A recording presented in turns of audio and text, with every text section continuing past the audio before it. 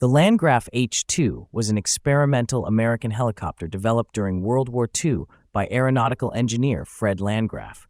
Built by the Landgraf Helicopter Company in Los Angeles, California, the aircraft represented one of the most unusual rotorcraft concepts of its era.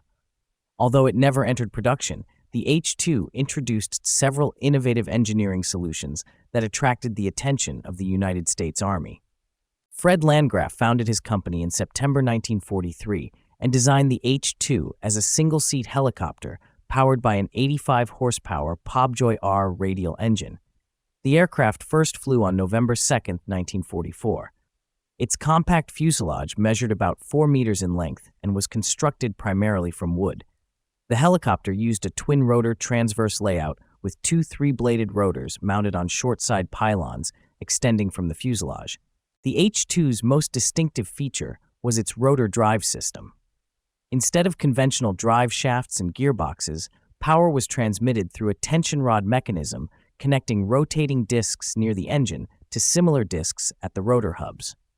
Originally developed because wartime shortages limited access to specialized transmission components, the system proved lighter and more effective at reducing vibration than traditional arrangements. Even more unusual was the helicopter's control system. The H-2 did not use a swashplate, a component considered essential in most helicopter designs. Instead, the wooden rotor blades incorporated small ailerons near their tips. These ailerons changed position as the blades rotated, controlling pitch, roll, and yaw. The blade shells themselves could rotate around their spars, providing another unique method of aerodynamic control. The aircraft's center of gravity was intentionally placed ahead of the rotor lift center, allowing the helicopter to move forward naturally during flight. This reduced control surface drag in cruising flight and promised higher efficiency. The H-2 impressed military observers and earned a United States Army development contract in 1945. Landgraf envisioned larger follow-on models, including 3-seat and passenger helicopters. However, rapid advances in helicopter technology and the withdrawal of military funding ended further development.